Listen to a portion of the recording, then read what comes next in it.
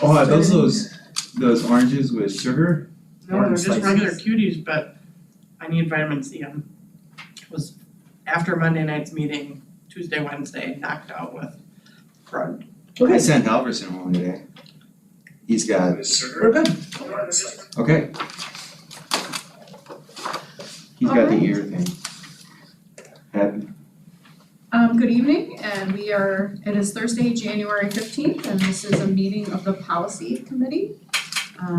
It is 5:16 PM, and we are at West 156, North 8480 Pilgrim Road, in the Village Hall Upper Level Conference Room, 33, 44, and 45. Was the meeting properly posted? yes, it was. Okay.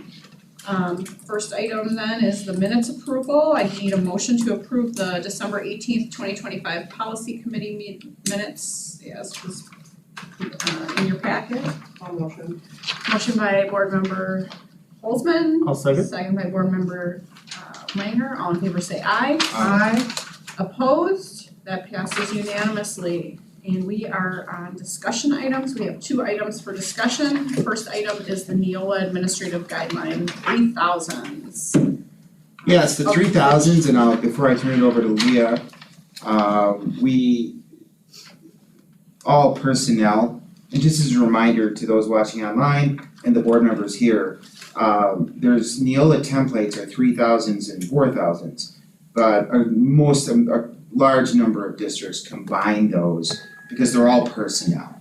They're all personnel policies. Oh yeah, like 3000s is like teaching staff, and then 4000s is other staff, and we just combine them into one. Yeah, like certified and non-certified. So they're all staff policies.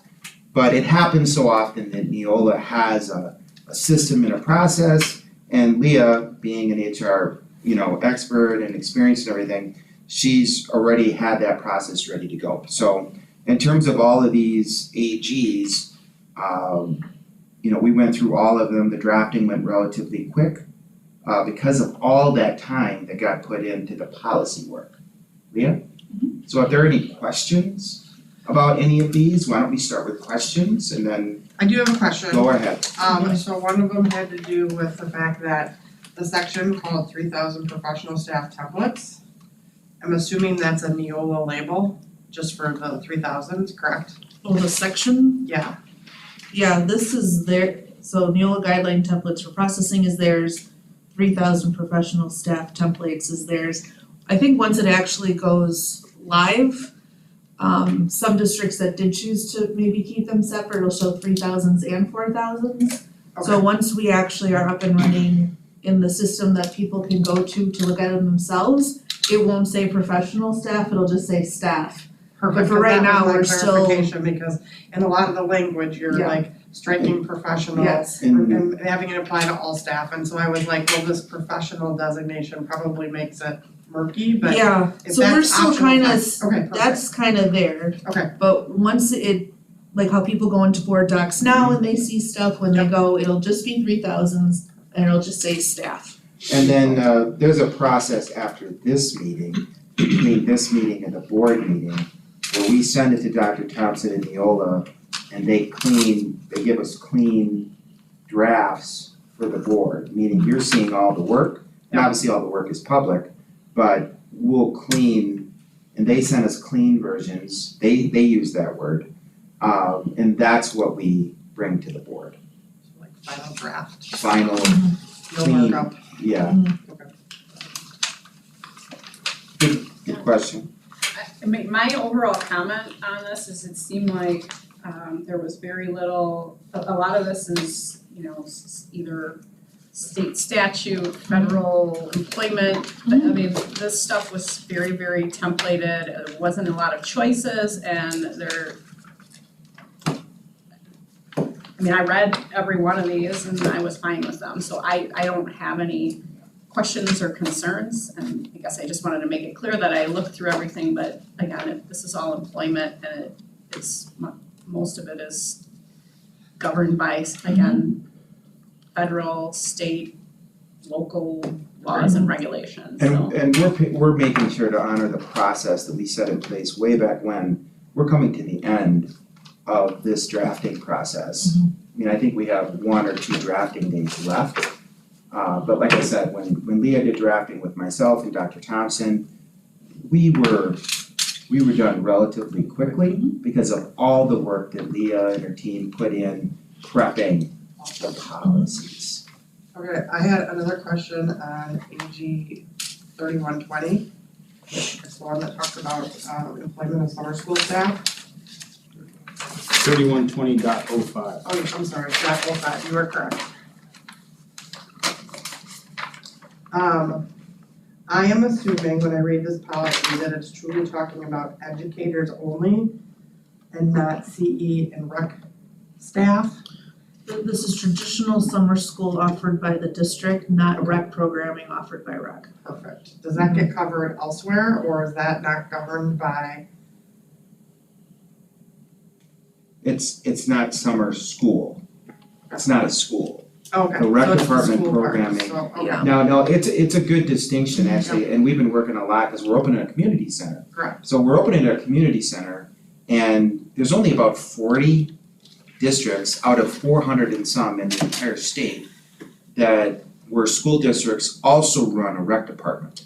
We're one of them, which is kudos to the district, kudos to the board for supporting a whole village community center.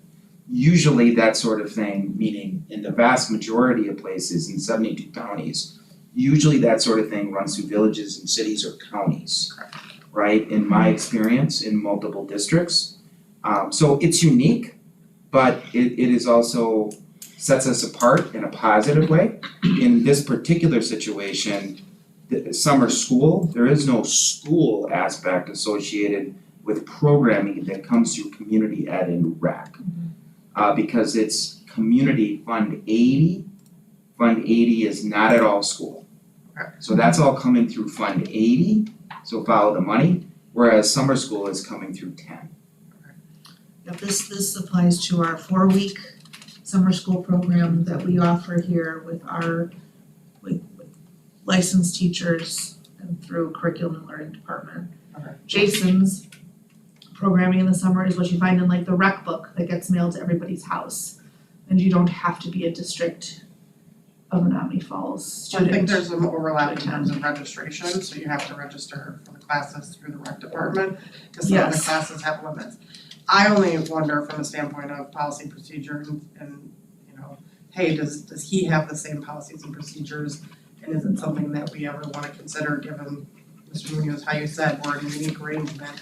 But I don't know what CE Rec's policy and procedures look like, and I, just begging the question of, do they have them called out to this granularity, and is that covered? I don't think they do, once again, because it is servicing the entire village. Yeah. And then I believe they also have non-resident components where if they still have room available at a certain date, you know, they can open it I up. care mostly about like employee, I care about like we're going through this stuff from an Oh, employee yeah. standpoint, not necessarily the participant, so. Why don't we do this? I mean, it's a fair question and it is unique, meaning Neola services 355 school districts. The vast majority of those don't have this sort of issue. So let us look into it Perfect. a little bit, and we have another policy committee meeting in February, and we'll come back with that. We'll do some work on other districts that are Neola clients with rec departments, because I'm sure there's some. Yep. Actually right around here. Right. I And then, know MPS is one of them. MPS is a Neola client, Milwaukee Public Schools, and they have a rec department. that would be one- awesome. That one I know for sure. Perfect, and then, two similar different backgrounds, on policies. One was AG 3121, which Wait, has. can we stay on 05 real quick? Yeah.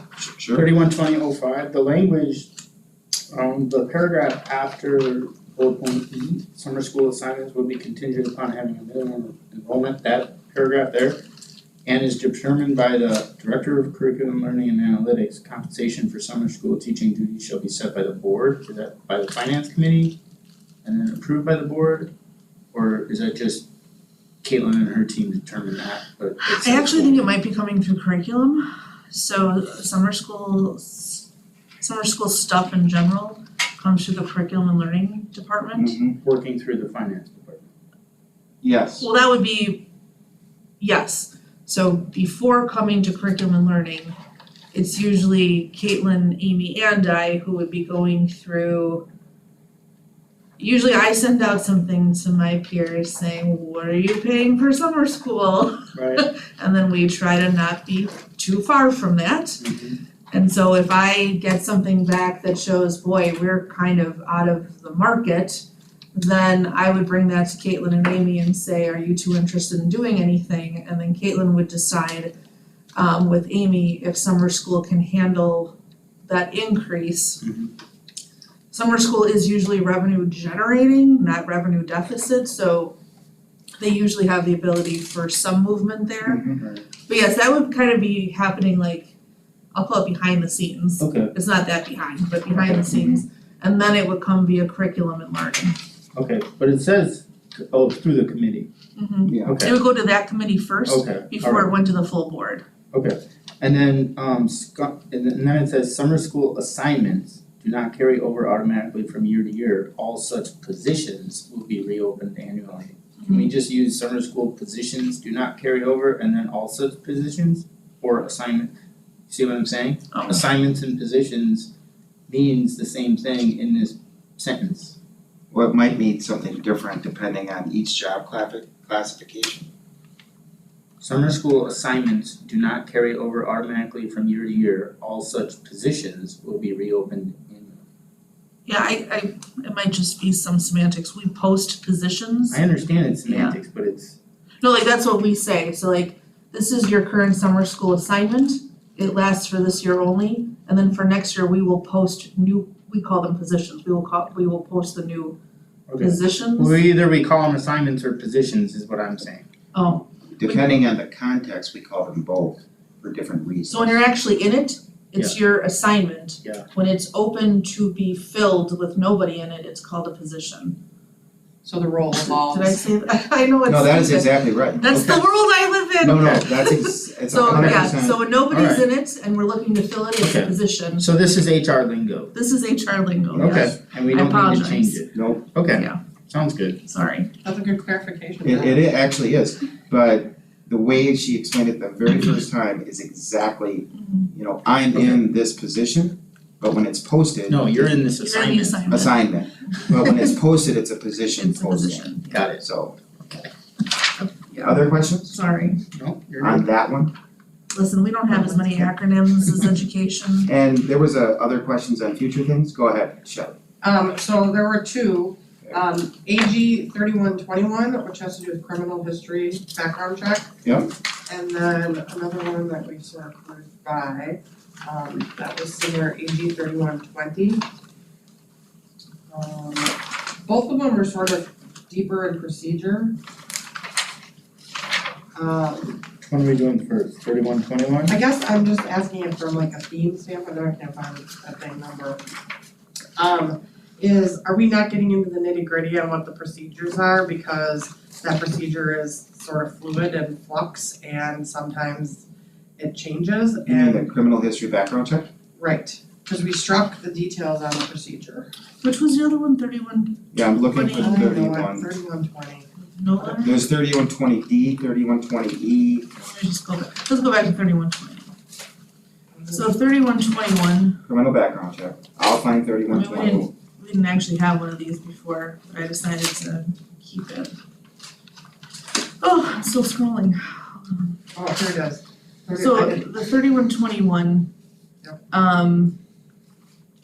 I wasn't even exactly sure what they were looking to have in there. Okay, So I review any background checks that come back with some type of criminal record.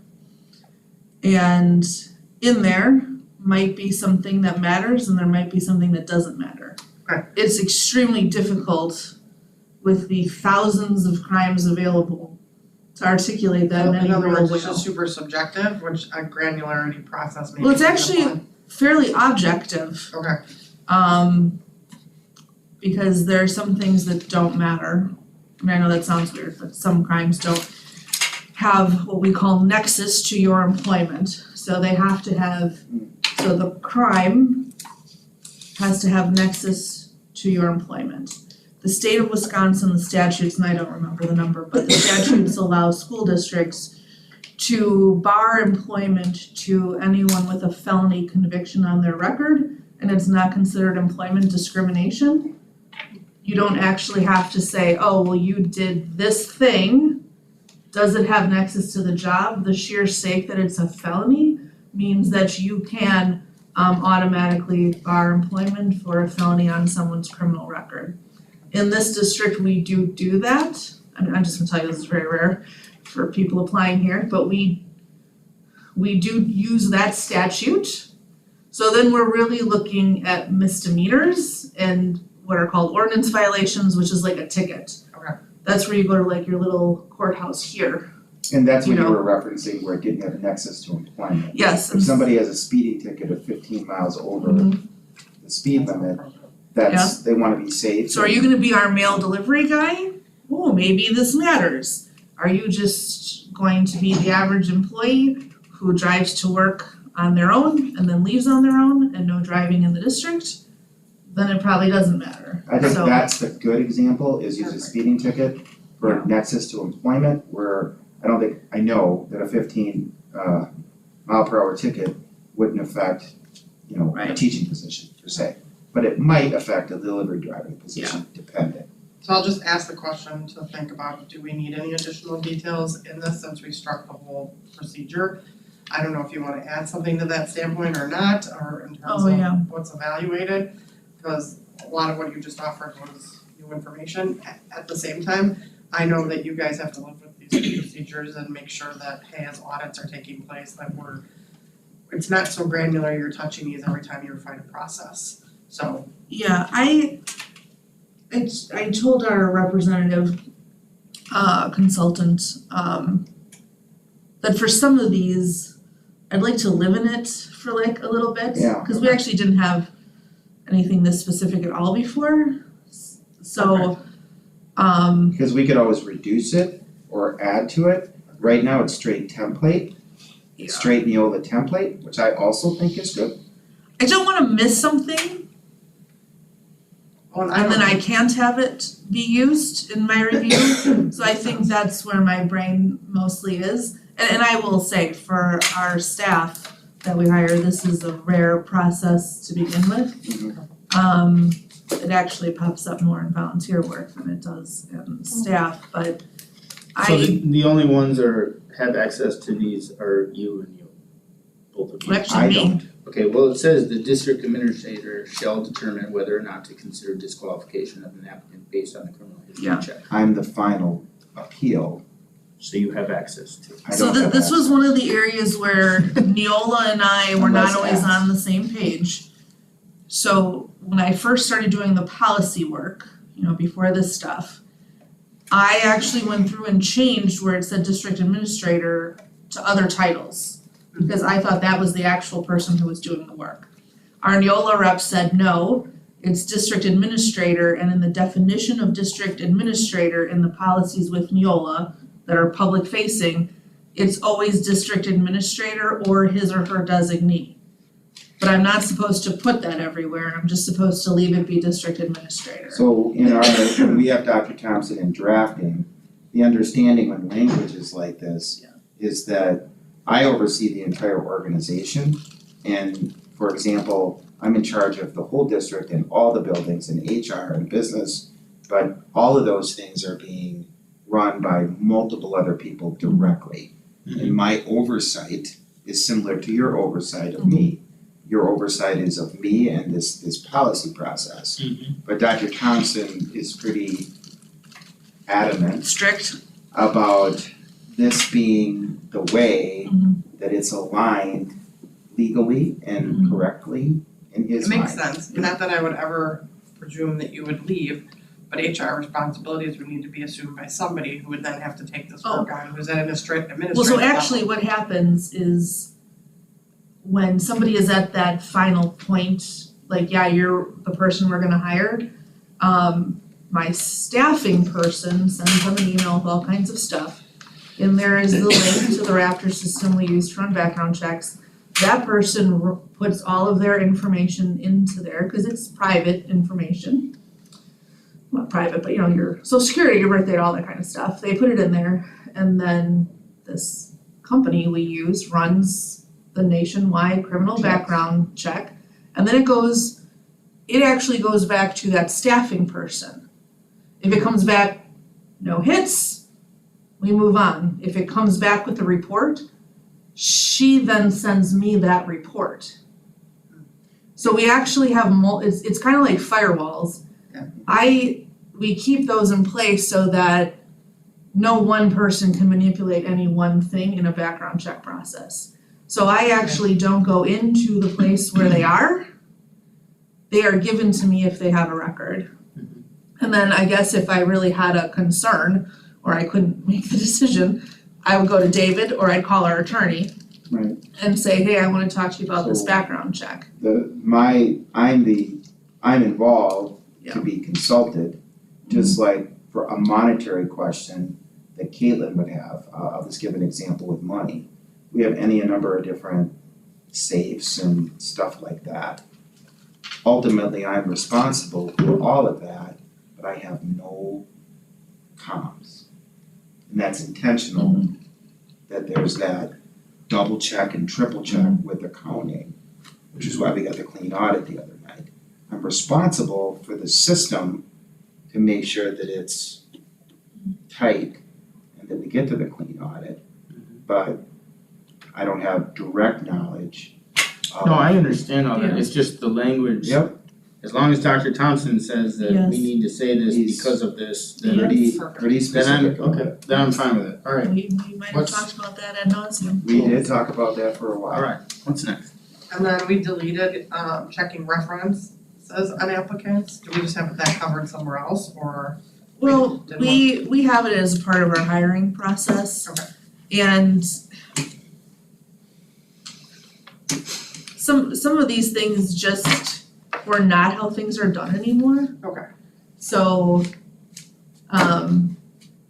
So maybe our when you get principals are updated- required, well, not principals, our hiring managers, I'll call them, are required to have 3 references, 3 professional references.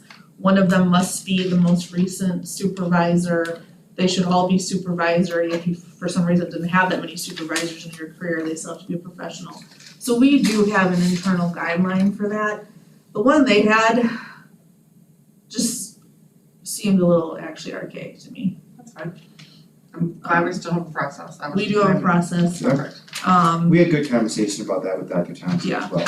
And just because something isn't here doesn't mean it's not happening. That I assumed, but I wanted So- validation. Hey, Yeah, and Again, it's one of those you can live with and decide, hey, if I wanna add it later. yes, You didn't like this policy, but I also know Neola's coming out with updated yes, policies, so maybe it will be updated, refreshed, and you'll like it better. yeah, so just because something isn't here doesn't mean it's not happening. And then if you become too prescriptive in some areas, if you miss something, that actually is a prohibition on you from then taking care of it. And And so, Dr. Thompson is gonna be with us at a meeting in 2 months. He's gonna walk through the update process and how this process will change. And we're drafting right now, so it's different, but he's gonna have a slight slide deck to show, all right, we're at final resolution, and here's how it's gonna look different now going forward forever. Like all the other districts that are Neola clients for multiple years, here's this 3 to 4 times a year update process, and he'll walk through that. So we know the next step. I had one on 3179.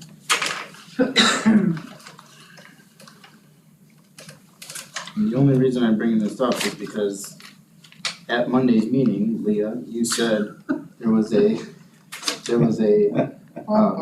process. And it appears that the final bullet point says the HR director's decision will be final and may not be appealed to the board.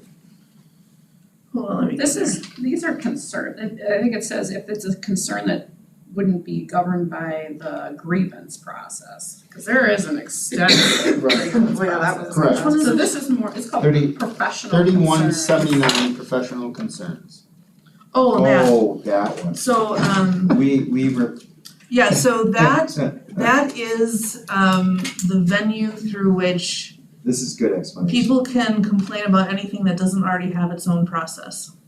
Oh, so it's like the at all. It's the catch-all It's the complaint catch-all. process. Okay. So we have Title IX for discrimination. We have bullying and harassment and other discrimination formal process. We have a formal grievance procedure for employees if you meet the qualifications of the grievance procedure for discipline, termination, and workplace safety. However, so when I worked at MPS, we had a grievance procedure and a complaint procedure, and they went through my department. And the complaint was a one-stop shop. You got to meet with somebody from employment relations.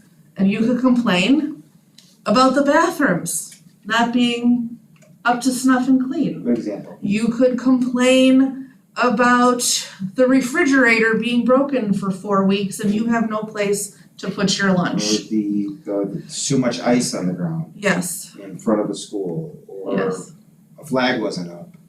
Something that doesn't fall into any of our other categories, Mm-hmm. you yes. know, it would go to those things first. But if it was complaints that happen about, the windows aren't clean or something like that, Mhm, or the grass isn't cut, actually that comes up mhm. occasionally, during that season.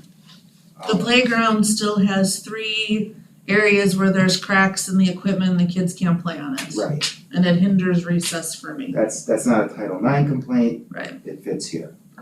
This is where you go if you're an employee for all the stuff that has no other place to go.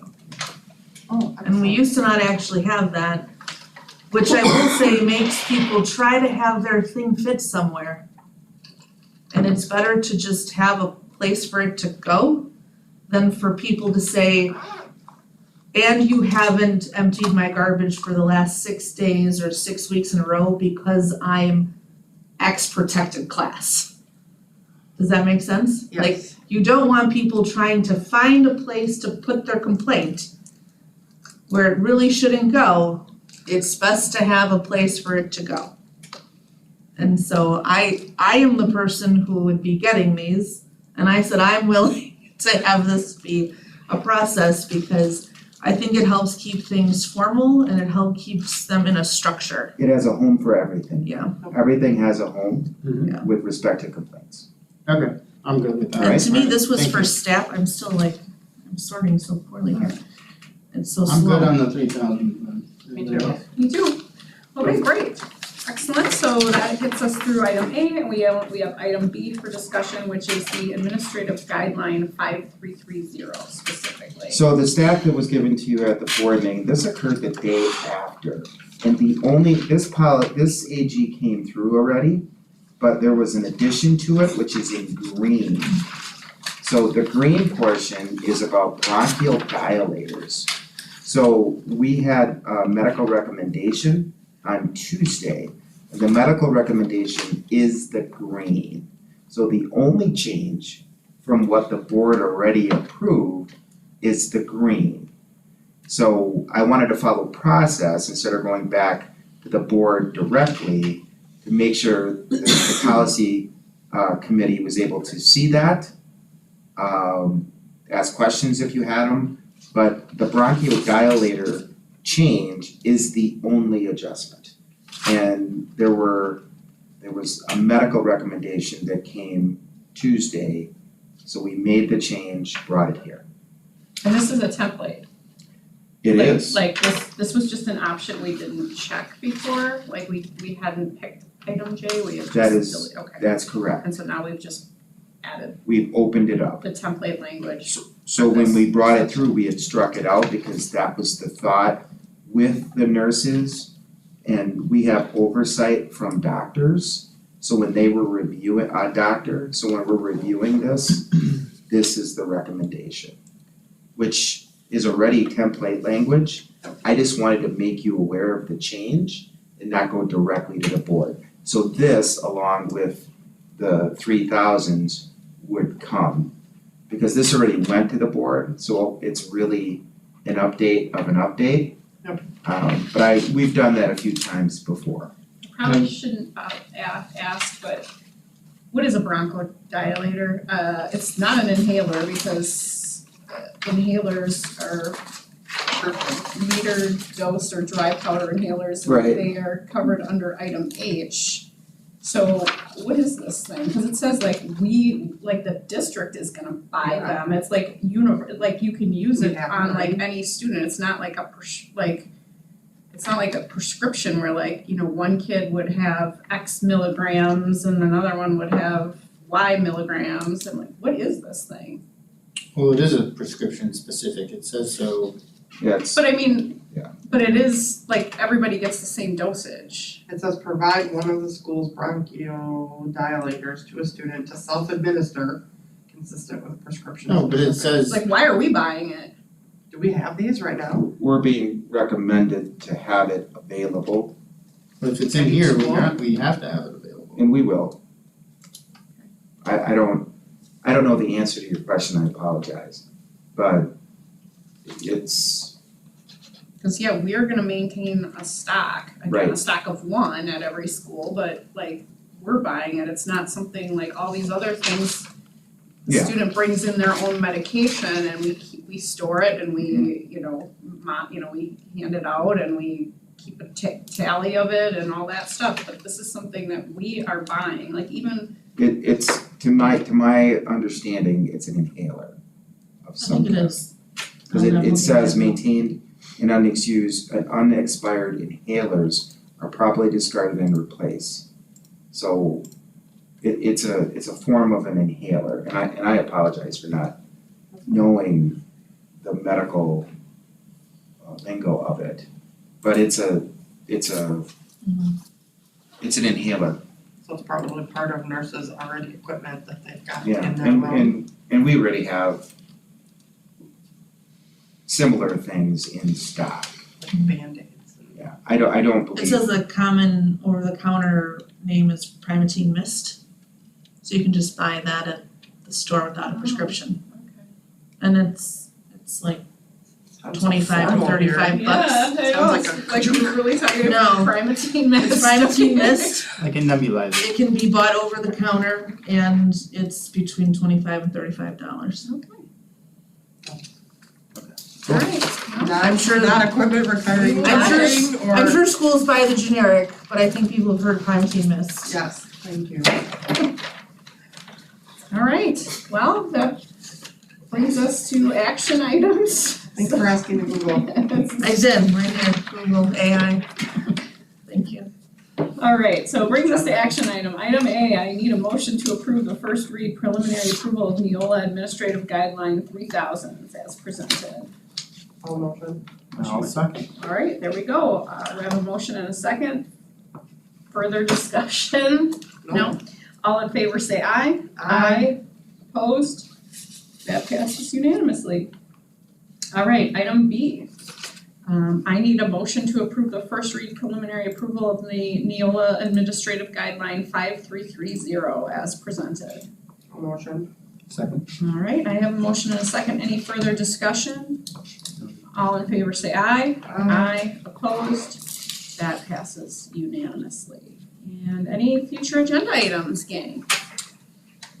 For certain 312005, we'll be coming back with some information about rec departments in other districts that have Neola policies and what that looks like with respect to programming, like we had discussed. Yep. So I gotta bring to the next meeting.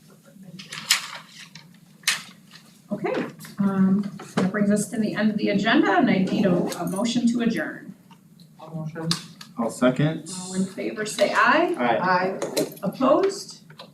And we are adjourned. Leah, thank you for your work. 5:50. Thank you. Appreciate it. Yeah. I was trying to keep it under half an hour.